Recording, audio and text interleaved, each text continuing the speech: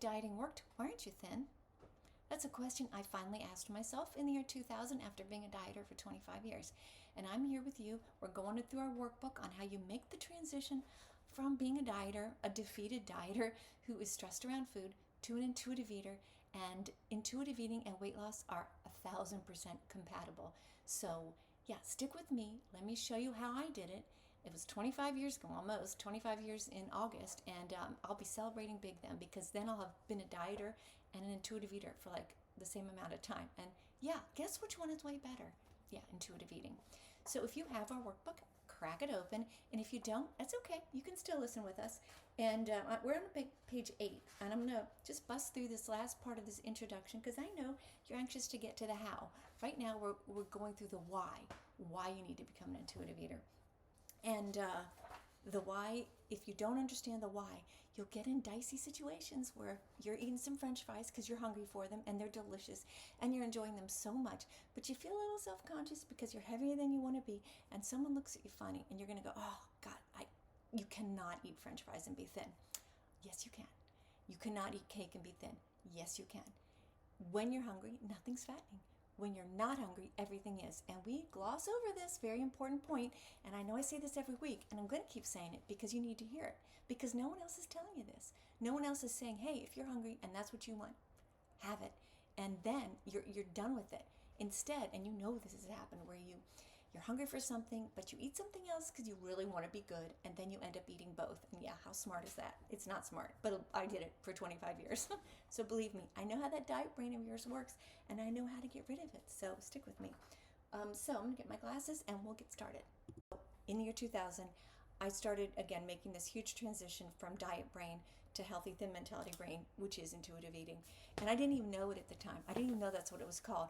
But after doing this for a while, and I had people ask me, isn't that kind of like intuitive eating? I'm like, I don't know. So I researched, and wow, yeah, it is.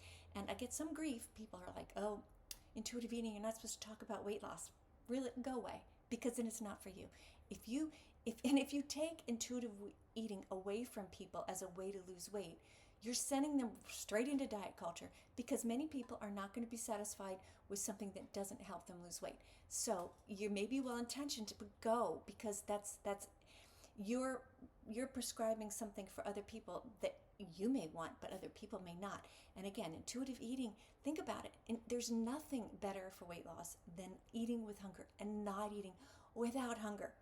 That's the golden nugget right there. And it is simple. It is simple, right? And you're like, well, so, okay, I'll just do that. Yeah, okay, that is fine. But from my experience, it takes some reinforcement around that concept and getting rid of the diet brain. In other words, your diet brain's going to block these kind of good intuitive eating messages. It's going to fight it. It's going to be something alternative that you're going to feel really comfortable with, because you've done that for your whole life, like I did. So we got to get rid of it. We got to make way for these new thoughts about food and eating, which are fabulous. So just start to get a little questioning of why you even believe dieting works. It's because it's in front of you your whole life. For me, 4 mothers, diet. One little grandmother who I finally listened to, finally saw her wisdom. So I had one person. You may not have anybody. I will be that person for you, modeling this healthy thin mentality, this intuitive eating, where you don't follow other people's rules on what you should eat. You follow your beautiful body as Mother Nature intended. You don't follow the celebrity du jour who loses a bunch of weight and then gains it back. Oh, they hide them when that happens. But, you don't follow that person. You go, why? You take your power back. You go, no, this is wiser than anything. When you have a scientist talk about the human body, it's like, oh, wow, that's so amazing and it's complicated and fantastic, and we're doing really well trying to, learning new disease cures and all that, but it's complicated, and it's your specific body has your specific wisdom. You need to tap into that. And it's there. And I know a lot of you guys were beat down by diets, as I was. Luckily, I just had this little optimism from having this little grandmother who I was related to, who I saw her eat like this. I'm going, well, she can do it. I can probably do it. I'm telling you, if I can do it, you can do it. And I know you're not related to me, but it's not, that's something I clung on to, but you don't need to, because it's human nature is to eat with hunger and to not eat without hunger.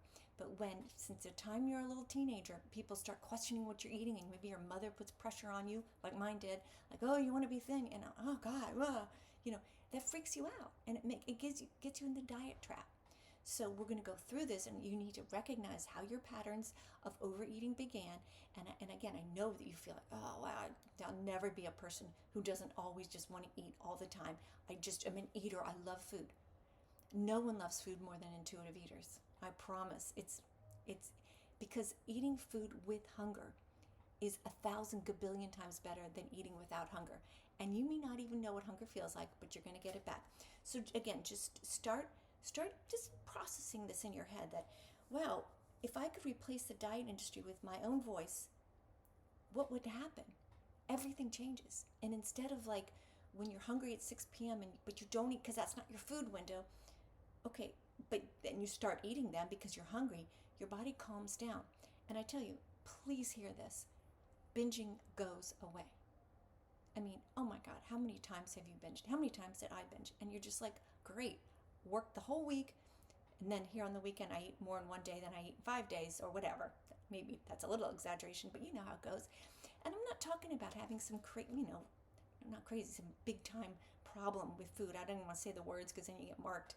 But it's not, everyone has disordered eating, not the opposite, eating disorder. There, I said it. But no, it's not, I'm not talking about that, although this message can help people who do have that. But I'm not a doctor, so I don't want to make any weird claims. I'm just saying that the disordered eating is what we're going after here.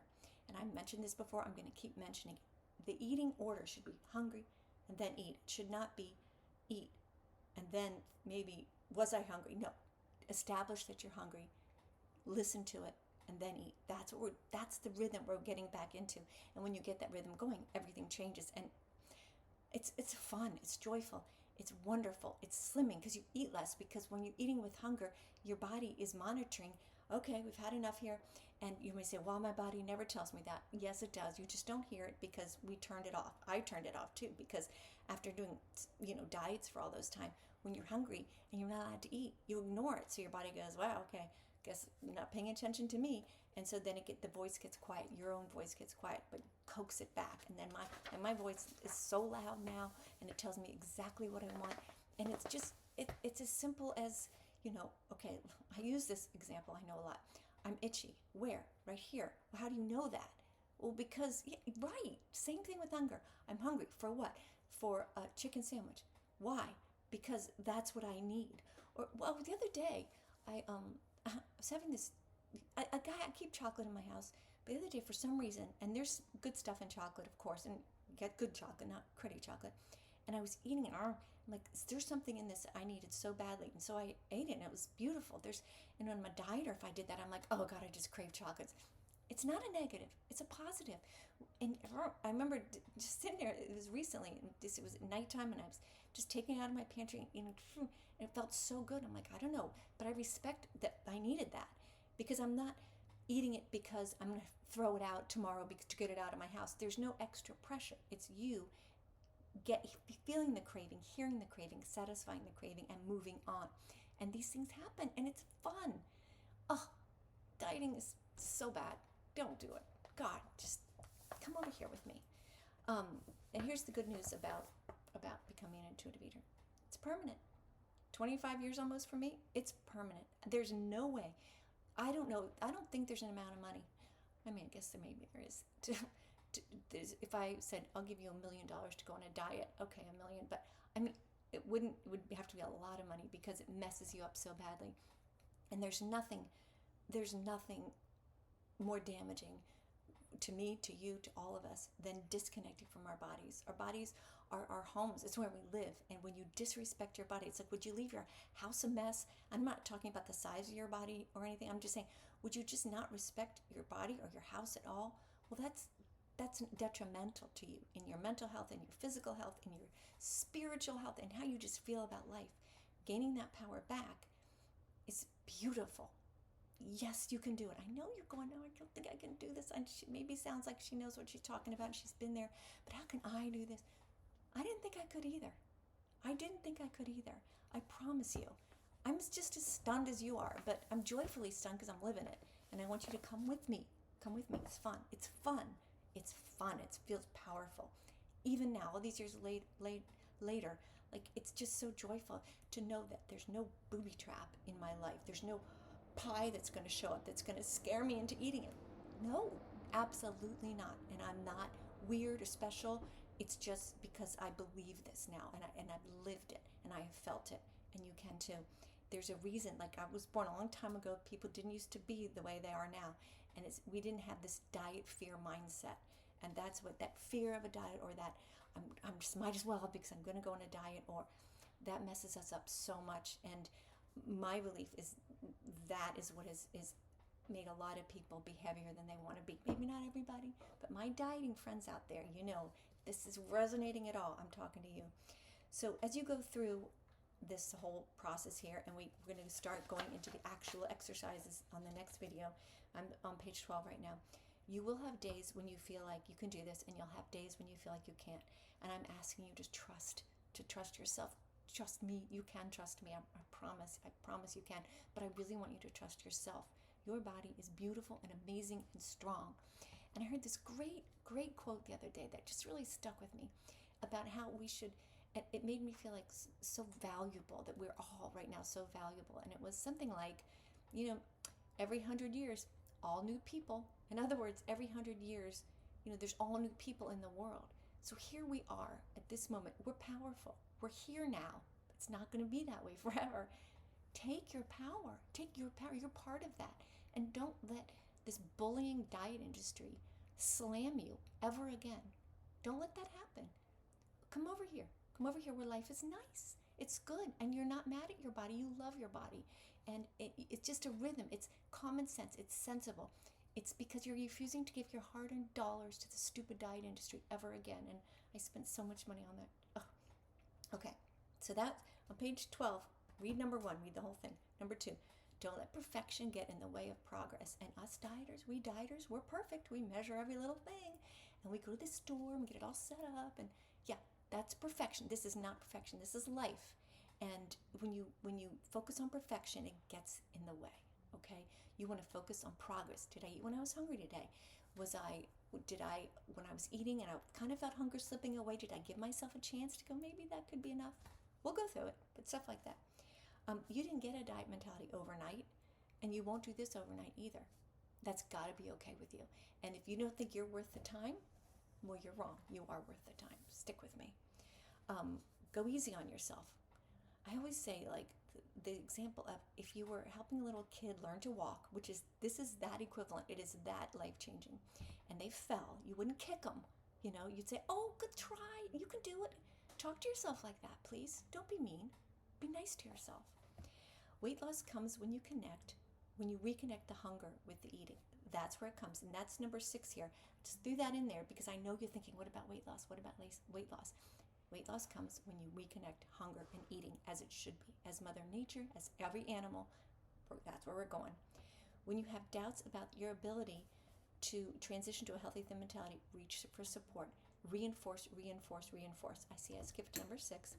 You don't need to convince anyone else of the wisdom of this. I suggest when you're starting this, don't have a big argument with someone about this.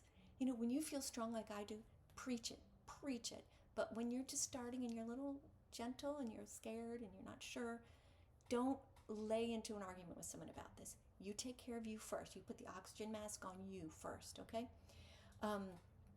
Dieting is this is number 8, dieting is an enormous profit-driven industry that has corrupted your view of yourself. This is big. It has made you think things about yourself that are not true. I thought I was a really big eater.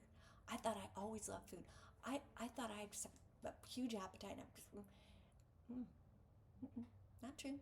Reconnect, and you'll discover the real you. And it's telling you that the real you wants to be reunited with you, okay? And you don't need guidance from experts, this is number 9, to know what and how much and when to eat. Mother Nature will tell you beautifully, kindly, with joy. Okay? Yes, that's what you want. And then I'm going to say the little thing I always put in my handwritten note when you get a book, and you can do this. You can with the key, not may, you can.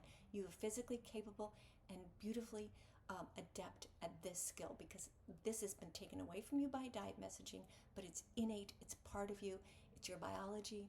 Get it back, okay? So please subscribe, so the next week we'll have another video. Let this sink in, and if you're like, oh well, some of you guys are, when's the next video? Listen to these again and again, because you're going to miss something, and you're going to hear it again, and you're going to go, oh yeah, okay, and that's triggering me to think this way, in a good way, and you'll get little morsels that way.